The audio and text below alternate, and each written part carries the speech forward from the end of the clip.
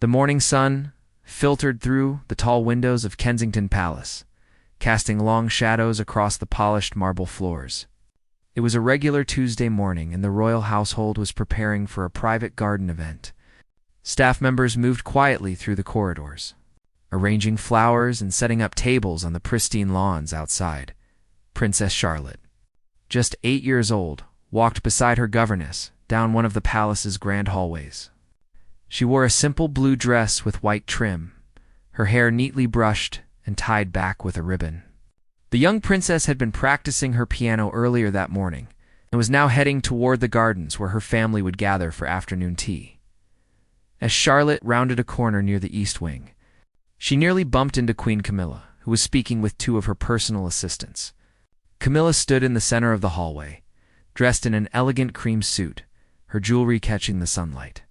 She was discussing arrangements for an upcoming charity event, her voice carrying that distinct tone of authority she had developed over the years. Charlotte quickly stepped back and offered a polite curtsy. Just as she had been taught since she could walk, the young princess smiled warmly, expecting perhaps a kind word or acknowledgement from her step-grandmother. Instead, Camylla barely glanced in her direction.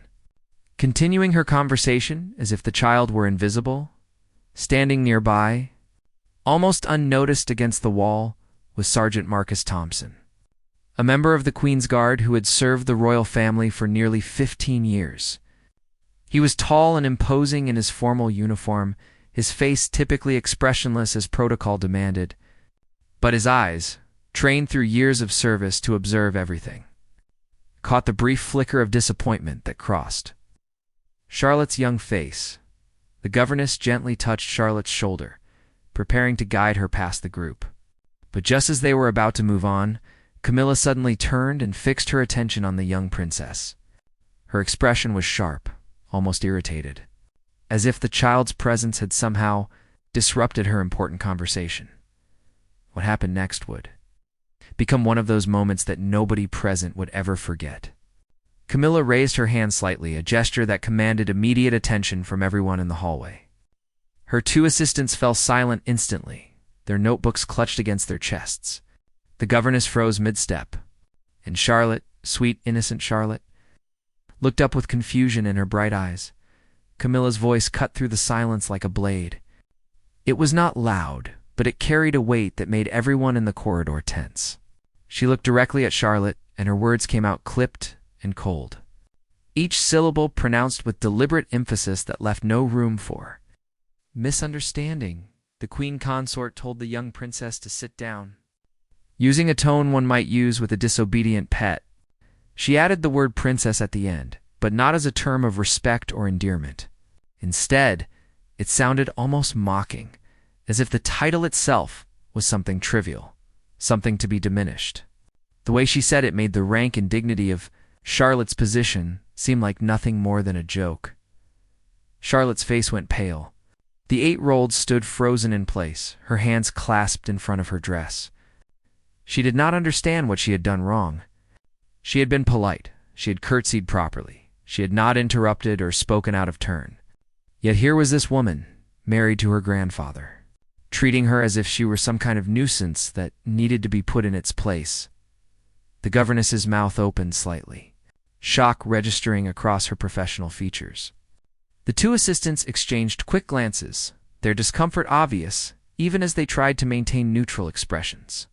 The entire hallway seemed to hold its breath, waiting to see what would happen next. Charlotte's lower lip trembled slightly. She was a strong child, raised with discipline and grace, but she was still just a little girl. Being spoken to in such a manner, especially in front of staff members, was humiliating. Her eyes began to glisten with tears that she desperately tried to hold back. Knowing that crying would only make things worse, Sergeant Thompson had witnessed many things during his years of service. He had stood guard during difficult family moments, had been present for heated arguments behind closed doors, had seen the stress and pressure that came with royal life. But this was different. This was a grown woman, someone who held significant power and influence, deliberately humiliating a child for no apparent reason other than perhaps to establish dominance or vent some private frustration. The sergeant's jaw tightened. almost imperceptibly. His training had prepared him for many scenarios: physical threats, security breaches, emergency evacuations, but nothing in the protocol manual addressed how to handle a member of the royal family mistreating another, especially when that other was a defenseless child. Charlotte remained standing, her small body rigid with confusion and hurt. She did not sit as commanded. Perhaps she was too shocked to move, or perhaps some instinct told her that obeying such a degrading order would be wrong. The seconds stretched out, each one feeling like an eternity to everyone present. Camylla's expression darkened further. She was not accustomed to being disobeyed, even by an 8-year-old. She opened her mouth to speak again, likely to repeat her command with even more force. Her hand gestured toward the floor, as if physically indicating where she expected the child to plant herself like an obedient dog. This was the moment when Sergeant Marcus Thompson made a decision that would change everything. He had sworn an oath to serve and protect the royal family. He had dedicated 15 years of his life to that oath. And in that hallway, watching a powerful woman abuse her position to belittle a vulnerable child, he realized that protection came in many forms. The sergeant stepped forward from his position against the wall.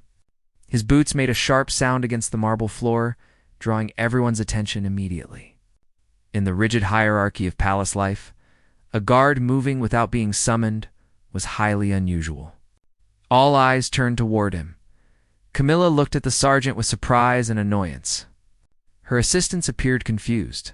The governess seemed both hopeful and terrified. And Charlotte, poor Charlotte, looked at the approaching guard with wide, uncertain eyes, not knowing if this new development would make her situation better or worse. Sergeant Thompson's face remained perfectly professional, but there was something in his bearing, a subtle shift in his posture, that communicated he was not simply following routine protocol. He came to attention directly between Camylla and Charlotte, his tall frame creating a physical barrier between the queen consort and the young princess. What he did next would take exactly 37 seconds. 37 seconds that would echo through the palace for weeks to come. 37 seconds that would remind everyone present that sometimes the most important duty is not following orders, but doing what is right. Sergeant Thompson's voice cut through the tense silence with perfect military precision. He addressed Camylla directly, something that guards rarely did unless specifically questioned.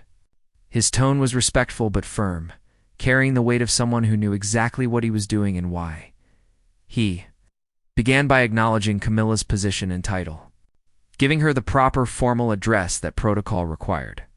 But then in the same steady voice, he made a statement that stopped everyone's breath.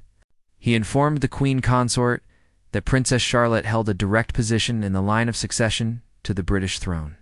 He reminded her that the young girl was the daughter of the Prince of Wales, the future King of England. The sergeant continued speaking, his words measured and deliberate. He explained that Princess Charlotte was currently under the protection of the palace guard. During her movements through the residence, he stated that any instructions regarding the princess's conduct or position must come through proper channels, specifically through her parents or her appointed guardians. His message was crystal clear without being insubordinate. He was essentially telling Camylla, in the most diplomatic way possible, that she had overstepped her authority. She had no right to issue commands to Charlotte, especially not in such a demeaning manner. The young princess was not a subject to be ordered about like staff. She was royalty by birth, the rank and standing that demanded respect. Camylla's face transformed from annoyance to shock to fury in a matter of seconds. Her cheeks flushed red and her eyes narrowed dangerously. Nobody spoke to her this way. She was the queen consort, married to the king, and she expected absolute deference from everyone in the palace, especially from the staff. She opened her mouth to respond, likely to put this presumptuous guard in his place with a withering reprimand.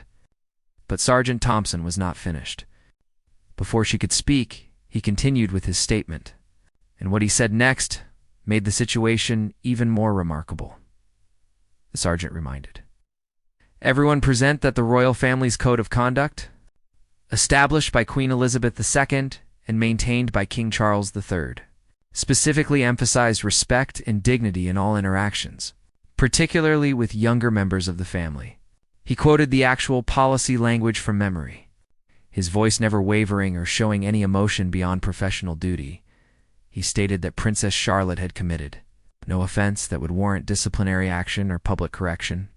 She had curtsied properly, had conducted herself with appropriate decorum, and had shown nothing but respect to everyone she encountered. Therefore, any attempt to humiliate or demean her was not only inappropriate, but contrary to the very values the royal family claimed to uphold. The two assistants stood frozen like statues, their faces pale with the realization that they were witnessing something unprecedented. Palace staff simply did not challenge members of the royal family, especially not the queen consort. Yet here was this guard, speaking truth with such calm authority that it was impossible to dismiss his words as mere insolence. The governess had placed a protective hand on Charlotte's shoulder, and the young princess had unconsciously leaned into that support. Tears still threatened at the corners of Charlotte's eyes, but now there was something else in her expression too. A kind of wonder and relief that someone had stood up for her. Sergeant Thompson then did something even more extraordinary. He turned slightly toward Charlotte, his movement precise and formal, and addressed her directly using her proper title. He asked if Her Royal Highness would like him to escort her to the gardens where her family was waiting. His tone was gentle, but filled with respect, treating her exactly as she deserved to be treated. Charlotte looked up at the tall guard, this man who had just defended her against someone so powerful. Her voice was small, but clear when she responded, saying yes, she would appreciate the escort. She managed a tiny smile, the first expression of relief since this entire ordeal had begun. The sergeant offered his arm in the formal manner guards used when escorting senior royals, a gesture typically reserved for adult members of the family. Charlotte, understanding the significance, placed her small hand on his forearm with as much dignity as her 8 years allowed. Together, they began to walk down the hallway, moving past Camylla and her stunned assistants as they passed. Sergeant Thompson offered one final statement to Camylla. He said that he would be filing a formal incident report regarding this encounter, as protocol required for any situation involving potential distress to a protected royal family member.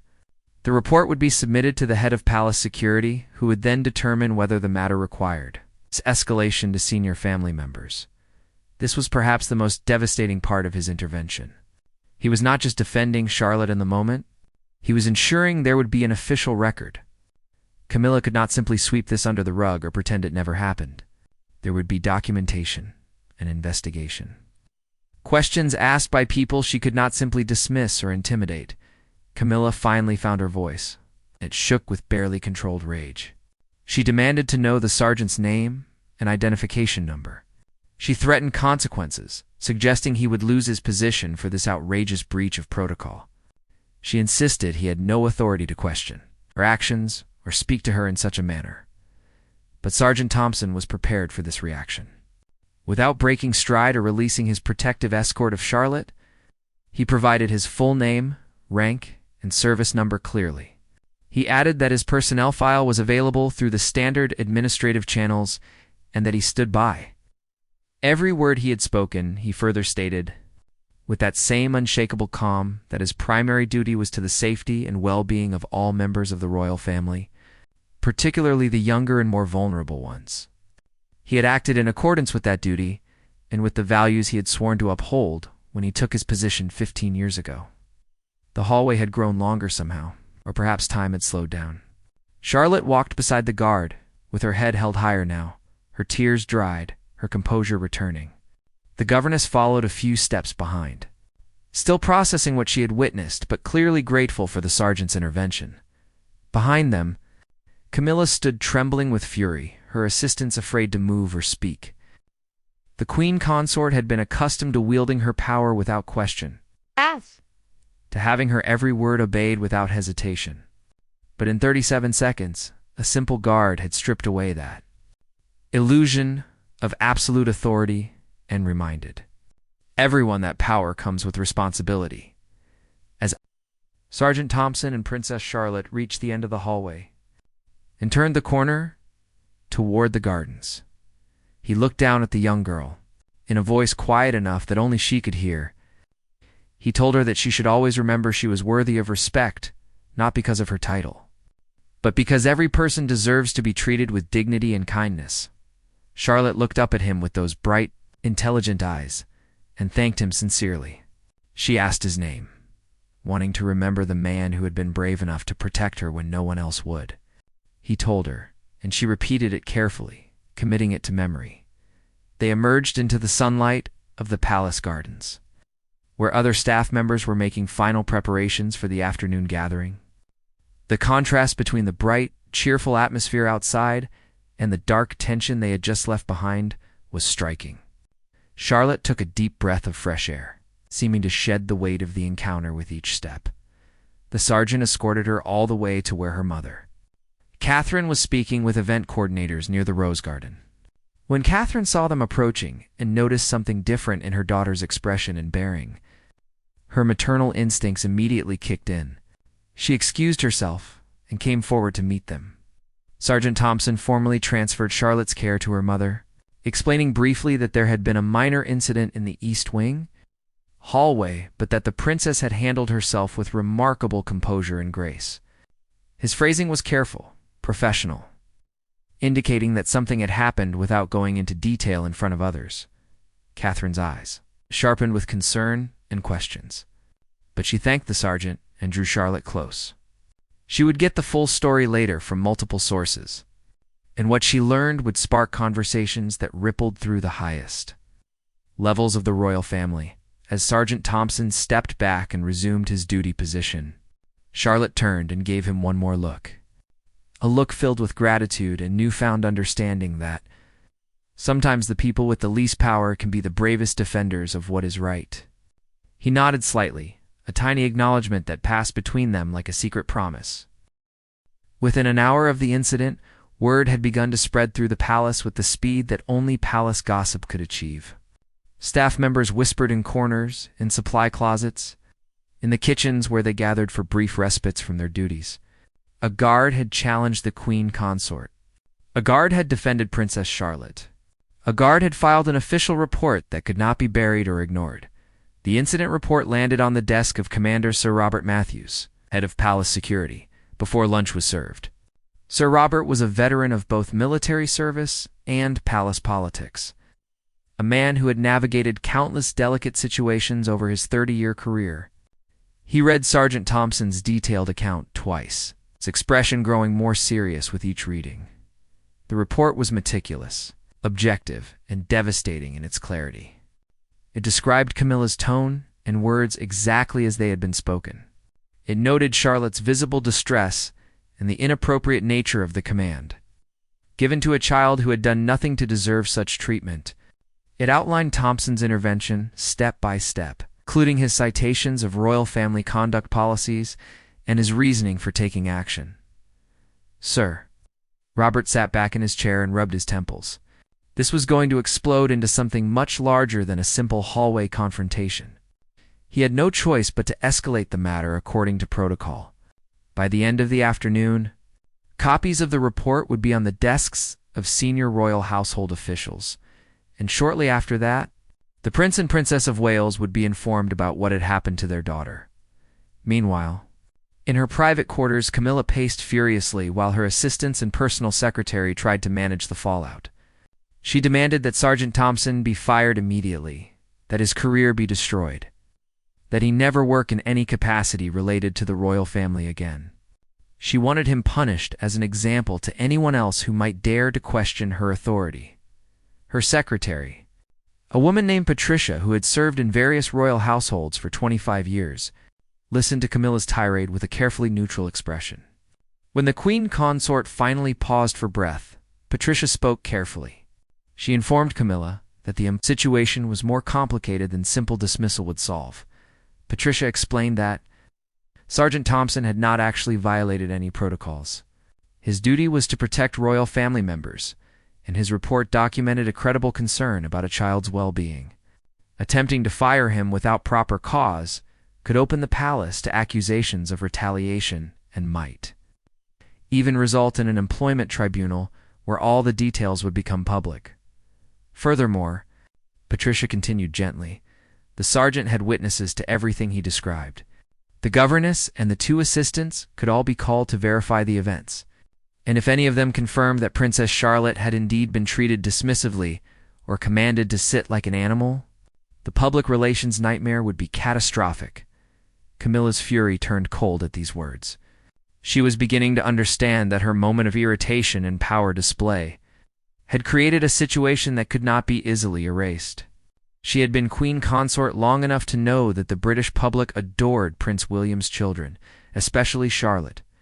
Any hint that the young princess had been mistreated would generate intense public backlash. That evening, Prince William received the incident report during a private meeting with Sir Robert. Catherine sat beside him as he read it, her expression transforming from concern to anger to protectiveness as she absorbed the details. When William finished reading, he set the papers down with careful control, but his knuckles were white where they gripped the edge of the desk. William asked to speak with Sergeant Thompson immediately. The guard was summoned to William's private study, where he stood at attention and repeated his account of the events. Catherine asked him specific questions about Charlotte's reaction, about whether her daughter had been frightened or hurt. The sergeant answered honestly, describing the tears Charlotte had fought back and the confusion in her young eyes. When Catherine heard this, she made a sound that was almost a sob of protective fury.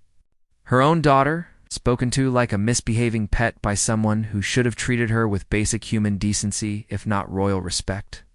William reached over and took his wife's hand, his own face a mask of controlled anger. William told Sergeant Thompson that he had done exactly the right thing, that his intervention had been not just appropriate but necessary. He thanked the guard for protecting Charlotte when others had stood by silently. He assured Thompson that there would be no negative consequences for his actions, and in fact, he would be commended for his professionalism and bravery. The sergeant maintained his professional composure, but there was a flicker of relief in his eyes. He had not known for certain how the Prince of Wales would respond. He had taken a calculated risk based on his principles and his understanding of protocol, but there had been no guarantee it would end well for his career. After dismissing Sergeant Thompson with gratitude, William and Catherine had a long discussion about how to handle the situation. This was not just about one incident in a hallway. This was about establishing clear boundaries regarding how their children would be treated, about ensuring that Charlotte never felt unsafe or unprotected in what should be her home. William made calls that evening to several key palace officials and to his father, King Charles. The conversations were difficult but necessary. William made it clear that what had happened to Charlotte was unacceptable and could not be swept under the rug with apologies or explanations. There needed to be consequences and clear communication that such behavior would not be tolerated. King Charles found himself in an impossible position, caught between his wife and his son, between maintaining peace in his marriage and protecting his granddaughter.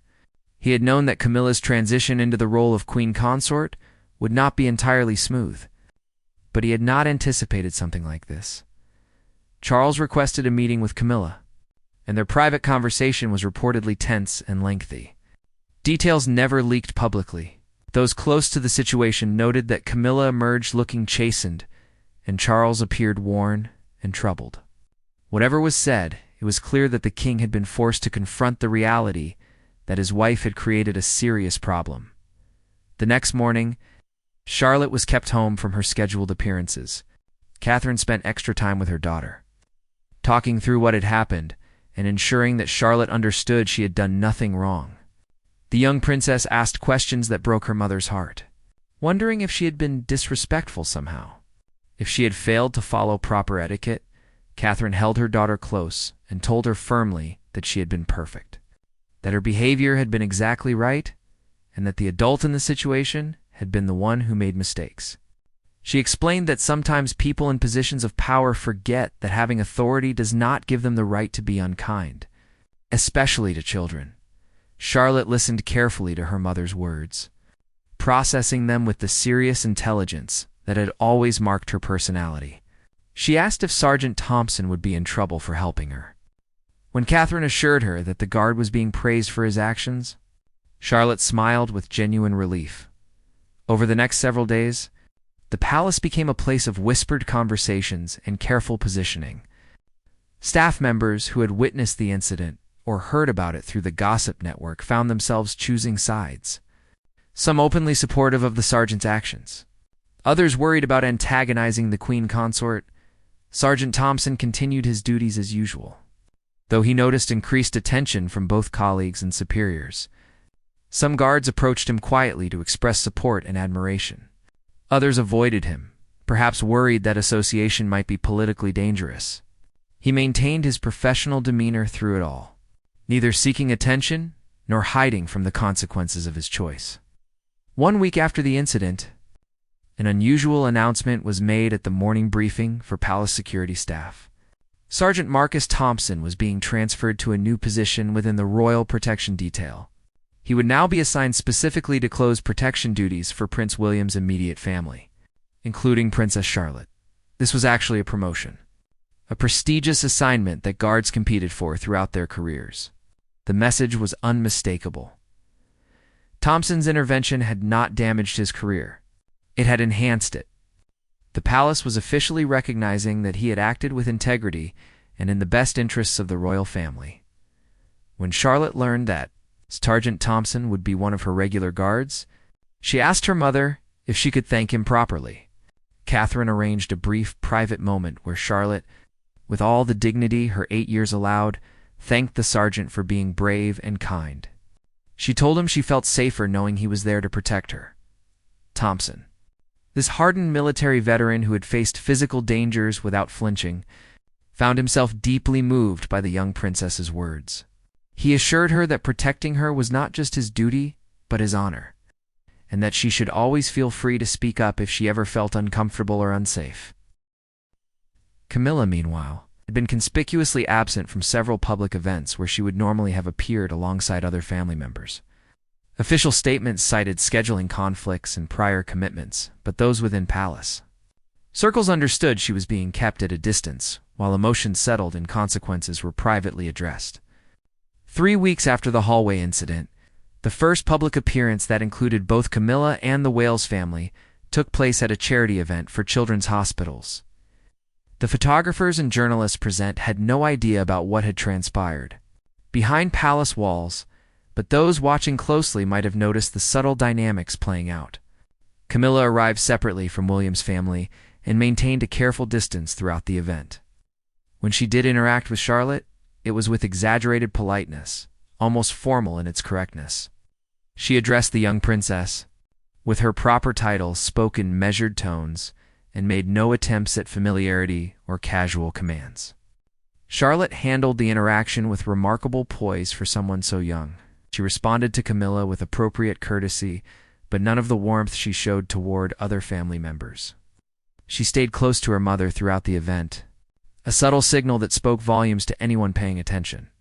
Sergeant Thompson was present as part of Charlotte's protection detail, standing at a professional distance, but always within sight. Camylla noticed him immediately, and for a brief moment, their eyes met across the room. What passed between them in that glance was complicated: resentment, wariness, and perhaps a grudging acknowledgement of the new reality. The sergeant had proven that there were limits to Camylla's authority, that even the queen consort could not abuse her position without consequences. That 37-second intervention had fundamentally shifted the power dynamics within the household, creating a precedent that would influence countless future interactions. Behind the scenes, King Charles had implemented new protocols regarding interactions with the younger royals. There were now clear guidelines about disciplinary authority, who could issue commands to the children, and how any concerns about their behavior should be channeled through proper parental authority, rather than being addressed publicly by extended family members. These changes were presented as routine updates to household procedures, but everyone understood they were a direct result of what had happened between Camylla and Charlotte.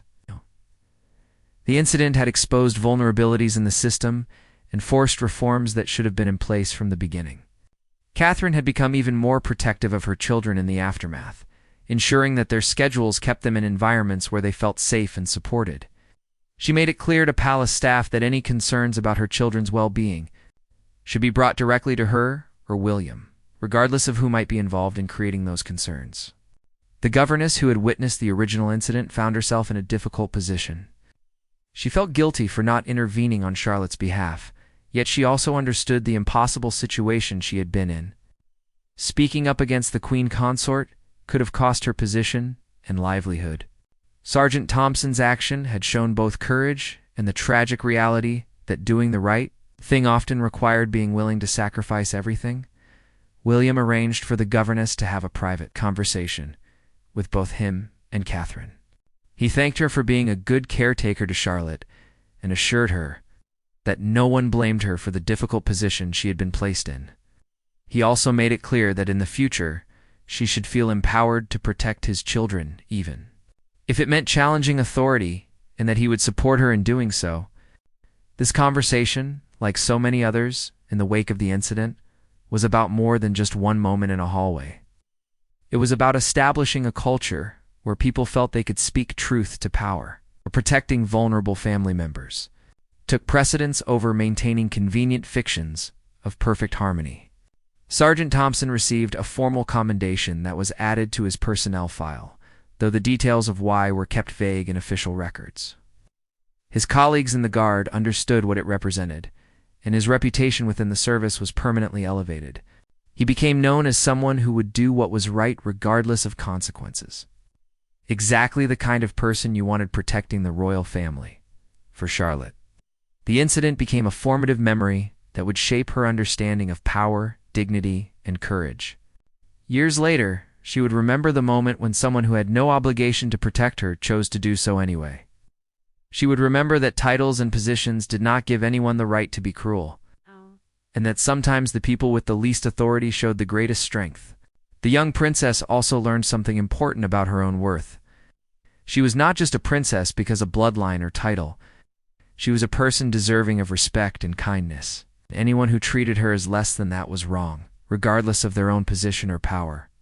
As months passed, the immediate tensions gradually eased into a new normal. Camylla learned to navigate her role with more care, understanding that her position came with scrutiny and accountability. She never discussed the incident publicly, and if she harbored resentment towards Sergeant Thompson or the Wales family, she kept it carefully hidden. The relationship between Camylla and Charlotte never recovered the warmth that might have existed otherwise. They remained polite and appropriate in public settings, fulfilling their roles with professional courtesy, but there was no genuine affection. Charlotte grew up understanding that family relationships were complicated and that respect had to be earned through actions, not demanded through authority. King Charles found himself managing the delicate balance of supporting his wife while also ensuring his grandchildren were protected and respected. It was a difficult position that aged him visibly, forcing him to confront the reality that his personal happiness and his duties as both king and grandfather did not always align perfectly. William and Catherine emerged from the situation with renewed clarity about their priorities. Their children's well-being and dignity were non-negotiable. Regardless of who might be offended by the boundaries they needed to set, they became even more selective about the environments and people their children were exposed to. Building a protective circle that prioritized safety over tradition, the palace staff took note of how the situation was handled and what it revealed about the future direction of the monarchy. William and Catherine's willingness to challenge established hierarchies in defense of their children suggested they would bring a different approach when their time came to lead. It was a preview of a monarchy that valued genuine care for family over rigid deference to position. Sergeant Marcus Thompson continued his service with quiet distinction, eventually becoming one of the senior members of the Royal Protection Team. He never spoke publicly about the incident that made him briefly famous within palace circles.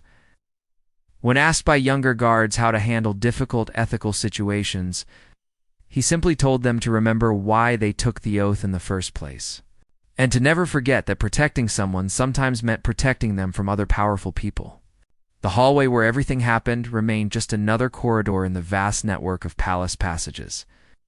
Staff members walked through it daily, most never knowing the significance it held.